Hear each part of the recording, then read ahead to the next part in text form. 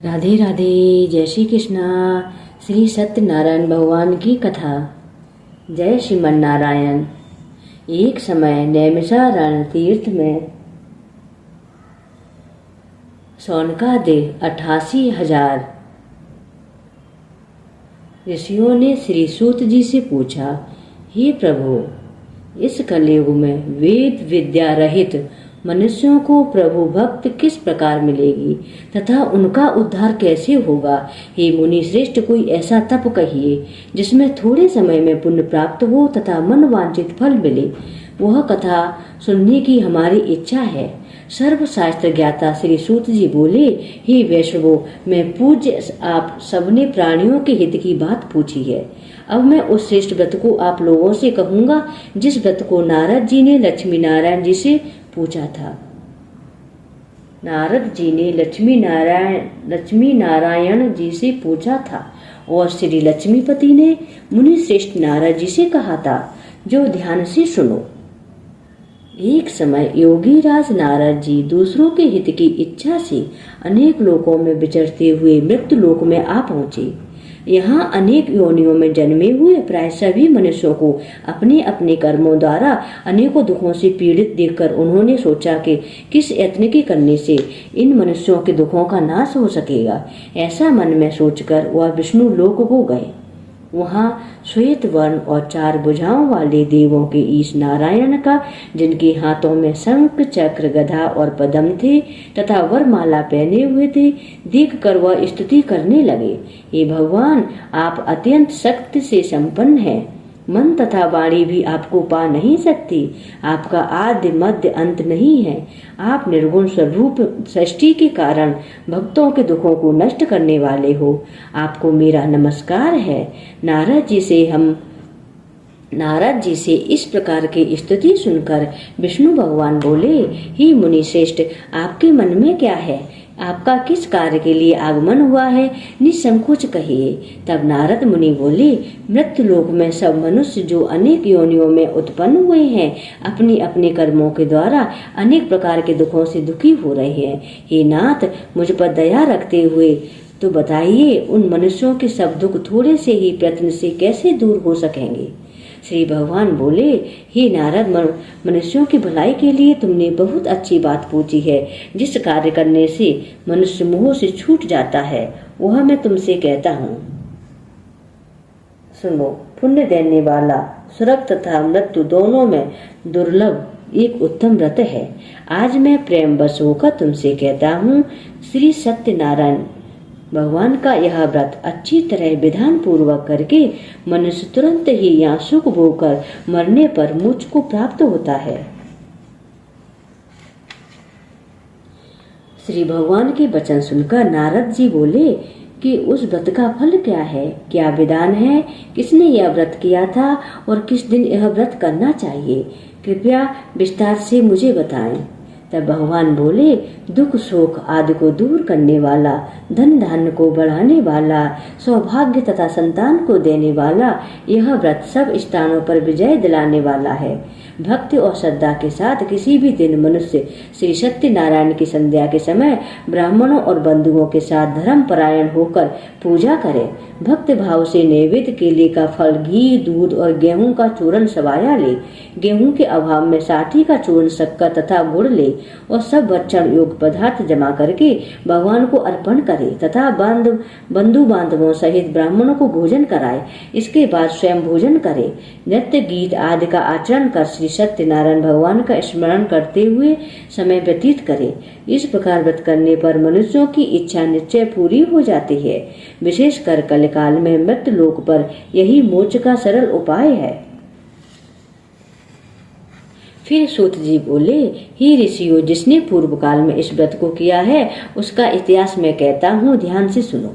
सुंदर काशीपुरी नगरी में एक अत्यंत निर्धन ब्राह्मण रहता था। वह भूख प्यास से बेचैन हुआ तथा नित्य पृथ्वी पर विचरण करता था। ब्राह्मणों से प्रेम करने वाले भगवान ने ब्राह्मण का रूप धारण कर उसके पास जाकर आदर से पूछा, हे प्रभु, हे विप्र, तू नित्य दुखी हुआ पृथ्वी पर क्यों विचरण करता है? श्रेष्ठ ब्राह्मण बोला, मैं निर्धन ब्राह्मण हूँ, भिक्षा के लिए पृथ्वी पर फिरता हूँ। हे भगवान, यदि आप इसका उपाय जानते हो तो यदि आप इसका उपाय जानते हो तो कृपा करके कहो। वृद्ध ब्राह्मण बोला कि सत्यनारायण भगवान मन वांछित फल देने वाले हैं, इसलिए हे ब्राह्मण तू उनका पूजन कर, जिसके करने से मनुष्य सब दुखों से मुक्त हो जाता है। ब्राह्मण को व्रत का सारा विधान बतलाकर वृद्ध ब्राह्मण का रूप धारण करने वाले श्री सत्यनारायण भगवान अंतर्ध्यान हो गए। जिस व्रत को वृद्ध ब्राह्मण ने बताया मैं उसको करूंगा, यह निश्चय करने पर उसे रात भर नींद नहीं आई। वह सवेरे उठा, सत्यनारायण भगवान के व्रत का निश्चय कर भिक्षा के लिए चला। उस दिन उसको भिक्षा में बहुत धन मिला, जिससे बंधु बांधवों के साथ उसने श्री सत्यनारायण भगवान का व्रत किया। इसके करने से वह विप्र सब दुखों से छूटकर अनेक प्रकार की संपत्तियों से संपन्न हुआ। उस समय से वह विप्र हर मास व्रत करने लगा। इस प्रकार सत्यनारायण भगवान के व्रत को जो करेगा वह सब पापों से छूटकर मोक्ष को प्राप्त होगा। आगे जो पृथ्वी पर श्री सत्यनारायण भगवान का व्रत करेगा वह मनुष्य सब दुखों से छूट जाएगा। इस प्रकार नारद जी से नारायण जी का कहा हुआ यह व्रत मैंने तुमसे कहा। हे विप्रो, मैं अब और क्या कहूँ। ऋषि बोले, हे मुनिवर, संसार में उस विप्र से सुनकर और किस किसने इस व्रत को किया हम सब सुनना चाहते हैं। इसके लिए हमारे मन में श्रद्धा है। फिर सूत जी बोले, हे मुनियों, जिसने इस व्रत को किया अब वह सुनो। एक समय एक विप्र धन और ऐश्वर्य के अनुसार बंधु बांधवों के साथ व्रत करने को तैयार हुआ। उसी समय एक लकड़ी बेचने वाला बूढ़ा व्यक्ति वहां आया और बाहर लकड़ियों को रखकर विप्र के मकान में गया। प्यास से दुखी लकड़हारा उनको व्रत करते देखकर विप्र को नमस्कार कर कहने लगा कि आप यह क्या कर रहे हैं और इसके करने से क्या फल मिलता है, कृपया मुझसे कहो। ब्राह्मण ने कहा, सब मनोकामनाओं को पूरा करने वाला यह श्री सत्यनारायण भगवान का व्रत है। इसके ही कृपा से मेरे यहाँ धन धान्य आदि की वृद्धि हुई है। विप्र से इस व्रत के बारे में जानकर लकड़हारा बहुत प्रसन्न हुआ और वह चरणामृत लेकर और प्रसाद खाने के बाद अपने घर को चला गया।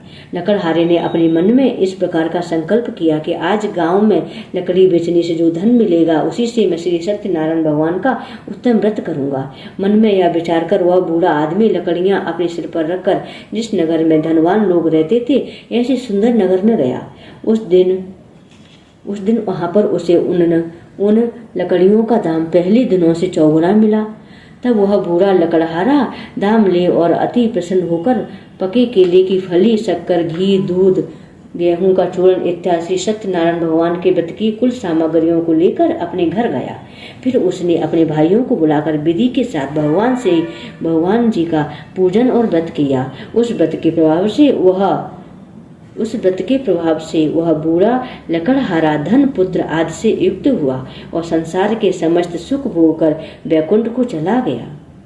फिर सूत जी बोले, हे श्रेष्ठ मुनियों, अब मैं आगे की कथा कहता हूँ। प्राचीन समय में उल्कामुख नाम का एक बुद्धिमान राजा था। वह सत्यवक्ता और जितेंद्रिय था।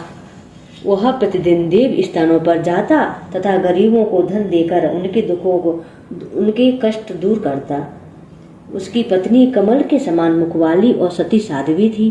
भद्रशिला नदी के तट पर उन दोनों ने श्री सत्यनारायण भगवान का व्रत किया। उस समय वहां एक साधु वैश्य आया। उसके पास व्यापार के लिए बहुत सा धन था। वह राजा को व्रत करते हुए देखकर विनय के साथ पूछने लगा, हे राजन, भक्त युक्त चित्त से यह आप क्या कर रहे हैं? मेरी सुनने की इच्छा है, सो आप मुझे बताएं। तब राजा बोला, हे साधु, यहाँ अपने बांधवों के साथ पुत्रादि की प्राप्ति के लिए एक महाशक्तिमान श्री सत्यनारायण भगवान का व्रत व पूजन किया जा रहा है। राजा के वचन सुनकर साधु आदर से बोला, हे राजन, मुझसे इसका सब विधान कहो। मैं भी आपके कथा अनुसार इस व्रत को करूंगा। मेरी भी कोई संतान नहीं है और इससे निश्चय ही हो जाएगी। तब राजा ने सब विधान तब राजा से सब विधान सुन व्यापार से निवृत्त हो वह आनंद के साथ घर आया। साधु ने अपनी स्त्री से संतान देने वाले उस व्रत का वर्णन सुनाया और कहा कि जब मेरी संतान होगी तब मैं इस व्रत को करूँगा। साधु ने ऐसे वचन अपनी स्त्री लीलावती से कहे। एक दिन उसकी स्त्री लीलावती पति के साथ आनंदित हो सांसारिक धर्म में प्रवृत्त होकर श्री सत्यनारायण भगवान की कृपा से गर्भवती हो गई तथा 10वें महीने में उसने एक सुंदर कन्या को जन्म दिया। दिनों दिन वह कन्या इस तरह बढ़ने लगी जैसे शुक्ल पक्ष का चंद्रमा बढ़ता है। कन्या का नाम कलावती रखा गया।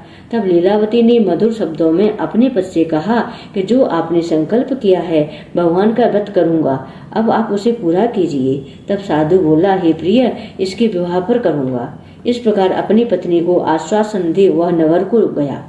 कलावती पितृगृह में वृद्धि को प्राप्त हो गई। साधु ने जब नगर में सखियों के साथ अपनी पुत्री को देखा तो वह तुरंत ही दूत को बुलाकर कहा कि पुत्री के लिए कोई सुयोग वर देख कर लाओ। साधु की आज्ञा पाकर दूत कंचन नगर पहुंचा और वहां पर खोज और देखभाल कर लड़की के लिए कोई सुयोग वर पुत्र ले आया। उस सुयोग लड़के को देखकर साधु ने अपने बंधु बांधवों सहित प्रसन्नचित्त अपनी पुत्री का विवाह उसके साथ कर दिया, किंतु दुर्भाग्य से विवाह के समय भी उस व्रत को करना भूल गया। तब श्री भगवान क्रोधित हुए और उन्होंने शाप दिया कि तुम्हें दारुण दुख प्राप्त होगा। अपने कार्य में कौशल साधु बनिया जमाता सहित समुद्र के समीप स्थित रतनपुर नगर में गया और वहां दोनों ससुर जमाई चंद्रकेतु राजा के उस नगर में व्यापार करने लगे। एक बार भगवान श्री सत्यनारायण की माया से प्रेरित कोई चोर राजा का धन चुराकर भागा जा रहा था, किंतु राजा के दूतों को आता देखकर चोर ने घबरा कर वह भागते हुए राजा के धन को वहीं छुपा दिया जहां पर ससुर जमाई ठहरे हुए थे। जब दूतों ने उस साधु वैश्य के पास राजा के धन को रखा देखा तो दोनों को बांध कर ले गया और प्रसन्नता से दौड़ता हुआ राजा के समीप जाकर बोला, यह दो चोर हम पकड़कर लाए हैं, देखकर आज्ञा दें। तब राजा की आज्ञा से उनको कठिन कारावास में डाल दिया गया और उनका धन भी छीन लिया। श्री सत्यनारायण भगवान के शाप द्वारा उसकी पत्नी भी घर पर बहुत दुखी हुई और घर में जो धन इत्यादि रखा था चोर उसे चुरा कर ले गए। शारीरिक व मानसिक पीड़ा तथा भूख प्यास से अति दुखी हो अन्न की चिंता में कलावती एक ब्राह्मण के घर गई। वहां उसने श्री सत्यनारायण भगवान का व्रत होते हुए फिर कथा सुनी तथा सत्यनारायण भगवान का व्रत होते हुए देखा। फिर कथा सुनी तथा प्रसाद ग्रहण कर रात को घर आई।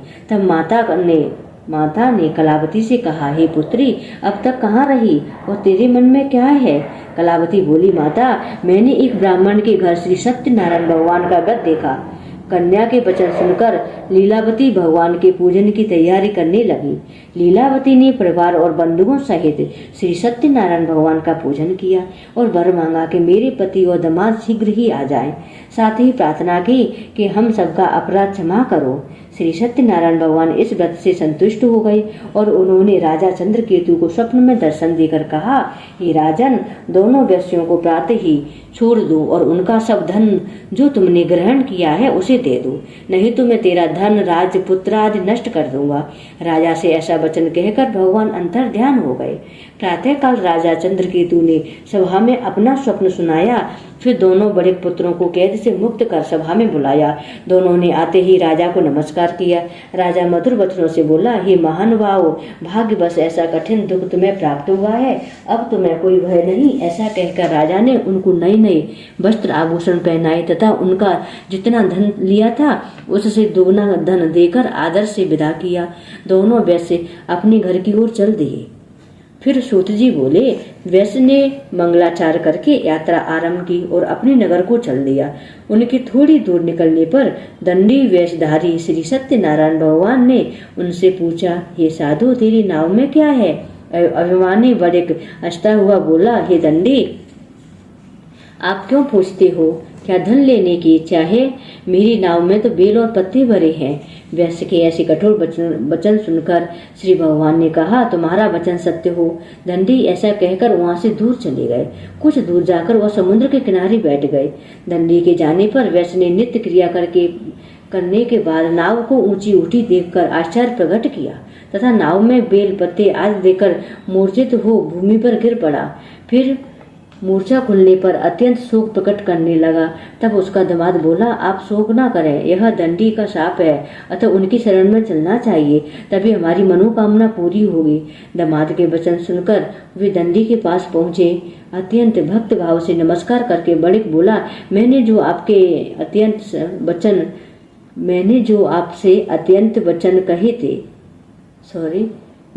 आपसे असत्य वचन कहे थे उसके लिए आप मुझे क्षमा करो। वह ऐसा कहकर महान शोकातुर हो रोने लगा। तब दंडी भगवान बोले, हे बड़े पुत्र, मेरी आज्ञा से बार बार तुम्हें दुख प्राप्त हुआ है, तू मेरी पूजा से विमुख हुआ है। साधु बोला, हे भगवान, आपकी माया से ब्रह्मा आदि देवता भी आपके रूप को नहीं जानते, तब मैं अज्ञानी कैसे जान सकता हूँ। आप प्रसन्न होइए, मैं सामर्थ्य के अनुसार आपकी पूजा करूँगा। मेरी रक्षा करो और पूर्व के समान मेरी नौका को धन आदि से परिपूर्ण कर दो। उसके भक्त युक्त वचन सुनकर भगवान प्रसन्न हो गए और उसकी इच्छा अनुसार वर देकर अंतर ध्यान हो गए। तब उन दोनों ने नाव पर आकर देखा कि नाव धन से परिपूर्ण है। फिर वह श्री सत्यनारायण भगवान का पूजन कर साथियों सहित अपने नगर को चला। जब वह अपने नगर के निकट पहुंचा, तब दूत को घर भेजा। दूत ने साधु के घर जा उसकी स्त्री को नमस्कार कर कहा कि साधु अपने दामाद सहित उस नगर के समीप आ गए हैं। ऐसा वचन सुन साधु की स्त्री ने बड़े हर्ष के साथ श्री सत्यनारायण भगवान का पूजन कर पुत्री से कहा, मैं अपने पति के दर्शन करने को जाती हूँ, तू कार्य पूर्ण कर शीघ्र आ जाना। माता के ऐसे वचन सुनकर कलावती प्रसाद छोड़कर जल्दी से पति के पास गई। प्रसाद की अवज्ञा के कारण श्री सत्यनारायण भगवान रुष्ट हो गए और उसके पति को नाव सहित पानी में डुबो दिया। कलावती अपने पति को न देखकर रोती हुई भूमि पर गिर गई। इस प्रकार नौका को डूबा हुआ तथा कन्या को रोता हुआ देख साधु दुखी होकर बोला, हे प्रभु, मुझसे या मेरे परिवार से जो भूल हुई है उसे क्षमा करो। उसके दीन वचन सुनकर श्री सत्यनारायण भगवान प्रसन्न हो गए और तभी आकाशवाणी हुई, ये साधु, तेरी कन्या मेरे प्रसाद को छोड़कर आई है, इसलिए उसका पति अदृश्य हुआ है। यदि वह घर जाकर प्रसाद खाकर लौटेगी तो उसे उसका पति अवश्य मिलेगा। ऐसी आकाशवाणी सुनकर कलावती ने घर पहुंचकर प्रसाद खाया, फिर आकर पति के दर्शन किए। उसके बाद साधु ने बंधु बांधवों सहित श्री सत्यनारायण भगवान का विधि पूर्वक पूजन किया।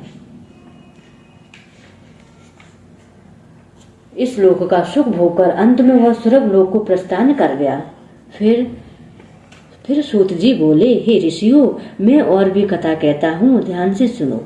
प्रजा पालन में लीन तुंगध्वज नाम का एक राजा था। उसने भी भगवान का प्रसाद त्याग कर बहुत दुख पाया। एक समय वन में जाकर वन पशुओं को मारकर वह वर के वृक्ष के नीचे आया। वहां उसने ग्वालों को भक्त भाव से बांधवों सहित श्री सत्यनारायण जी का पूजन करते हुए देखा। राजा देखकर भी अभिमानवश वहां नहीं गया और न ही नमस्कार किया। जब ग्वालों ने श्री भगवान का प्रसाद उसके सामने रखा तो वह प्रसाद त्याग कर अपनी नगरी को चला गया। वहां उसने अपना सब कुछ नष्ट पाया तो वह जान गया कि यह सब भगवान ने किया है। तब वह विश्वास कर ग्वालों के समीप आ गया और विधि पूर्वक पूजन कर प्रसाद खाया तो श्री सत्यनारायण भगवान की कृपा से सब कुछ पहले जैसा ही हो गया। फिर दीर्घ काल तक सुख भोग कर मृत्यु को प्राप्त हो स्वर्ग लोक को चला गया। जो मनुष्य इस परम दुर्लभ व्रत को करेगा, भगवान की कृपा से उसे धन धान्य की प्राप्ति होगी। निर्धन धनी और बंदी बंधन से मुक्त होकर निर्भय हो जाता है। संतानहीनों को संतान प्राप्त होती है तथा सब मनोरथ पूर्ण होकर अंत में वैकुंठ धाम को जाता है। जिन्होंने पहले इस व्रत को किया है, अब उनके दूसरे जन्म की कथा कहता हूँ। वृद्ध सतानंद ब्राह्मण ने सुदामा का जन्म लेकर मोक्ष को प्राप्त किया। उल्कामुख नाम का राजा दशरथ न होकर वैकुंठ को प्राप्त हुआ। साधु नाम के वैश्य ने मोर ध्वज बनकर अपने पुत्र को आरे से चीरकर मोक्ष को प्राप्त किया। महाराज तुंगध्वज ने स्वयंभू होकर भगवान में भक्त युक्त हो कर्म कर मोक्ष प्राप्त किया। बोलो सत्यनारायण भगवान की जय। श्रीमन नारायण नारायण हरि हरि, भजमन नारायण नारायण हरि हरि। श्रीमन्नारायण नारायण हरि हरि। भजमन नारायण नारायण हरि हरि। श्री सत्यनारायण भगवान की आरती। ओम जय लक्ष्मी रमुणा स्वामी जय लक्ष्मी रमुणा। सत्यनारायण स्वामी सत्यनारायण स्वामी जन पातक हरणा। ओम जय लक्ष्मी रमुणा। रतन जड़ित सिंहासन अद्भुत छवि राजे। नारद करत निराजन घंटा ध्वनि बाजे। ओम जय लक्ष्मी रमुणा स्वामी जय लक्ष्मी रमुणा। प्रगट भये कल कारण तुझको दर्श दियो। बूढ़ो ब्राह्मण बन कर कंचल महल कियो। ओम जय लक्ष्मी रमुणा स्वामी जय लक्ष्मी रमुणा।